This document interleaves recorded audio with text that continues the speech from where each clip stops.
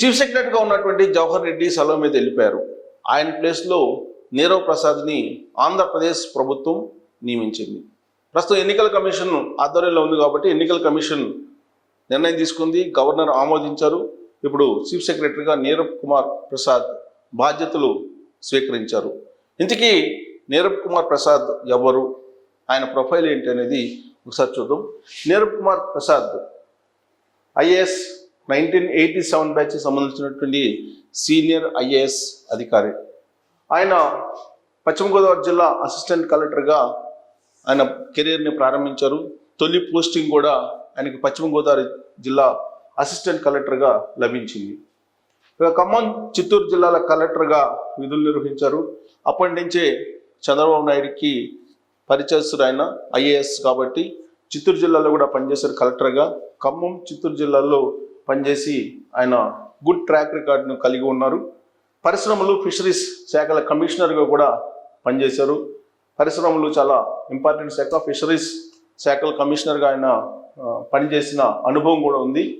Telugu Desam party ప్రభుత్వంలో రోడ్లు, భవనాలు, టూరిజం, కార్మిక శాఖల స్పెషల్ చీఫ్ సెక్రటరీగా ఆయన పనిచేశారు 2014 అలాగే 19 మధ్యలో. ఇక వైఎస్ఆర్ కాంగ్రెస్ పార్టీ అధికారంలోకి వచ్చాక పర్యావరణం, అడవులు, సైన్స్ అండ్ టెక్నాలజీ శాఖల స్పెషల్ చీఫ్ సెక్రటరీగా ఆయన విధులు నిర్వహించారు. అటు వైఎస్ఆర్ కాంగ్రెస్ పార్టీ ప్రభుత్వంలో కానీ తెలుగుదేశం పార్టీ ప్రభుత్వంలో కానీ వివాద రహితునిగా ఆయనకి పేరుంది. ఐఏఎస్ లాగానే ఆయన పనిచేశారు. ఎక్కడ ఎవరికి కొమ్ముగాయకుండా పనిచేసినటువంటి ట్రాక్ రికార్డ్ నీరవ్ కుమార్ ప్రసాద్కి ఉంది. ఆ విషయాన్ని సచివాలయంలో ఉన్నటువంటి ఉద్యోగులే చెప్పుకుంటూ ఉంటారు.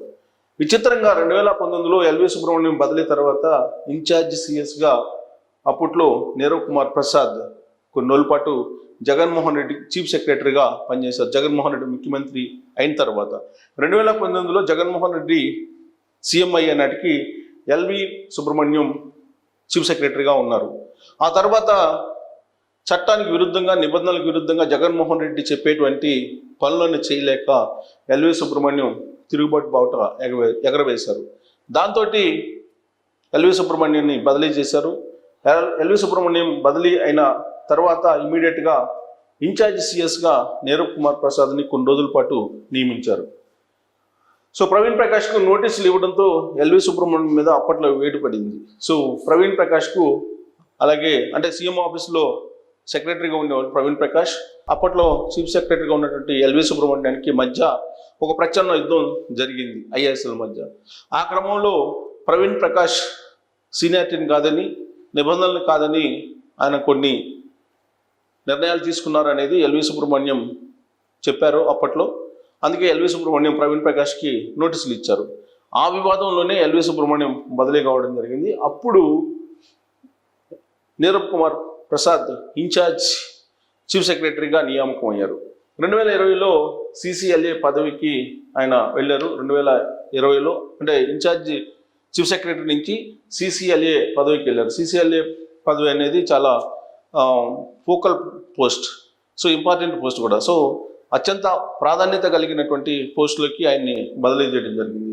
సిసిఎల్ఏకు చీఫ్ సెక్రటరీ పదవి ఇవ్వడం ఆనవాయితీ. జనరల్గా చీఫ్ సెక్రటరీ అనేది హోదా సిసిఎల్ఏకి ఉన్నారని అంటే చీఫ్ సెక్రటరీ హోదా ఉంటుంది. సో కాబట్టి చీఫ్ సెక్రటరీ పదవి ఇవ్వడం అనేది ఆనవాయితీ. సో నీరవ్ కుమార్ కంటే 3 ఏళ్ళు జూనియర్ జవహర్ రెడ్డి అయినప్పటికీ కూడా ఆయన జవహర్ రెడ్డికి చీఫ్ సెక్రటరీగా ఇస్తూ జగన్మోహన్ రెడ్డి నిర్ణయం తీసుకున్నారు. 2022లో పర్యావరణం, అడవులు, సైన్స్ అండ్ టెక్నాలజీ శాఖల స్పెషల్ చీఫ్ సెక్రటరీగా ఈయన నియామకం అయ్యారు 2022లో.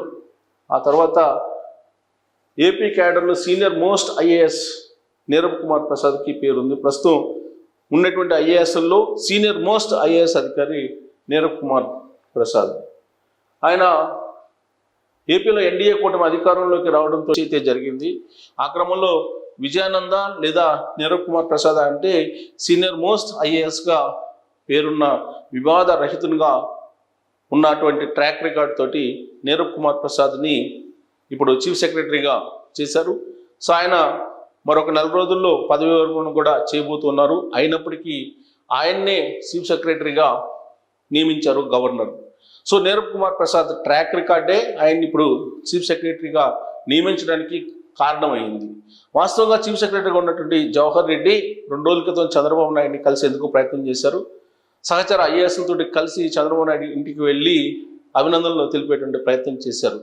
ఆ తర్వాత ఏకాంతంగా మాట్లాడేందుకు అవకాశం ఇవ్వాలని చెప్పి జవహర్ రెడ్డి చంద్రబాబు నాయుడిని కోరారు.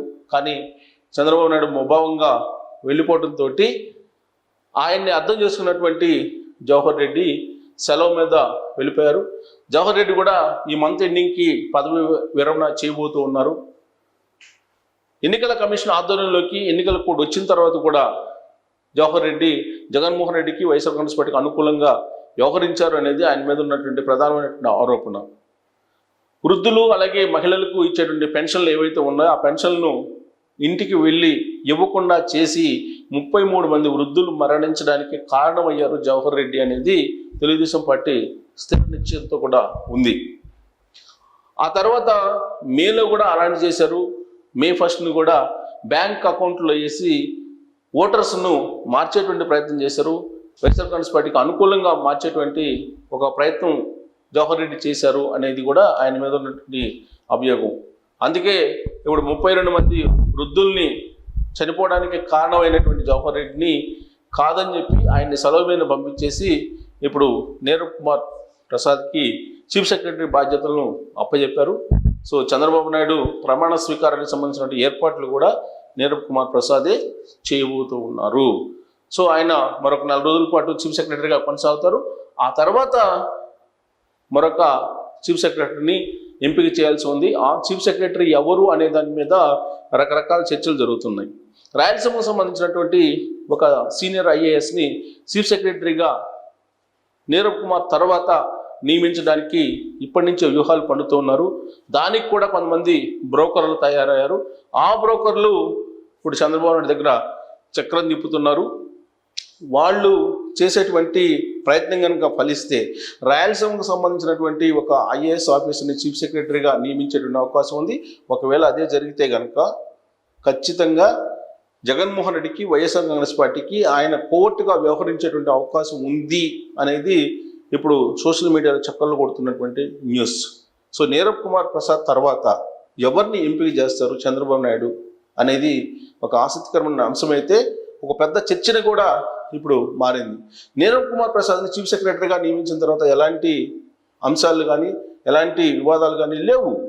కానీ నీరబ్ కుమార్ వారసునిగా మరో 4 రోజుల తర్వాత ఎవరు వస్తారనే దాని మీద ఇప్పుడు చర్చ జరుగుతుంది. సో రాయలసీమకు సంబంధించినటువంటి ఒక సీనియర్ ఐఏఎస్ని చీఫ్ సెక్రటరీగా నియమించాలని చెప్పి ఒక బ్రోకరిజం చేసేటువంటి ఒక ఎంపీ ప్రయత్నం చేస్తున్నారు. ఆయన వలలో కనుక పడితే ఖచ్చితంగా జగన్మోహన్ రెడ్డి కోవర్టుగా ఐఏఎస్ మారేటువంటి అవకాశం ఉందనేది తెలుగుదేశం పార్టీ వర్గాల్లో ఇప్పుడు ఒక ఆందోళనగా ఉంది. సో మరో 4 రోజుల తర్వాత ఏం జరుగుతుందో చూద్దాం. బట్ ఇప్పటికైతే నీరబ్ కుమార్ ప్రసాద్ ఎంపిక పట్ల అందరూ కూడా హర్షం వ్యక్తం చేస్తూ ఉన్నారు. వివాద రహితునిగా ఆయనకి పేరుంది. ఆయన ఆధ్వర్యంలోనే చంద్రబాబు నాయుడు ప్రమాణ స్వీకారం చేయబోతూ ఉన్నారు. సో ఆయన తర్వాత వారసునిగా ఎవరు వచ్చేటువంటి అవకాశం ఉంది అనే ప్రశ్న వేసుకుంటే కనుక ఒకవేళ నీరబ్ కుమార్ ప్రసాద్ని సర్వీస్ను కూడా ఎక్స్టెండ్ కూడా చేయొచ్చు. గతంలో నీలం సాహ్ని ఆమె పదవి ఉన్న టైం అయిపోయిన తర్వాత కూడా ఎక్స్టెన్షన్ చేశారు జగన్మోహన్ రెడ్డి. అయితే ఇప్పుడు నీరబ్ కుమార్ ప్రసాద్ని ఎక్స్టెన్షన్ చేస్తారా, లేదంటే కొంతమంది బ్రోకర్లు లాబింగ్ చేస్తున్నారు కాబట్టి ఆ లాబింగ్కి కొంచెం మొగ్గు చూపితే కనుక మరొక చీఫ్ సెక్రటరీ వచ్చేటువంటి అవకాశం ఉంది. కడప జిల్లాకు సంబంధించినటువంటి అతను కాకుండా ఎవరు వచ్చినా పర్లేదు అనేటువంటి అభిప్రాయంతో ఇప్పుడు తెలుగుదేశం పార్టీ ఉన్నటువంటి కొంతమంది ఉన్నారు.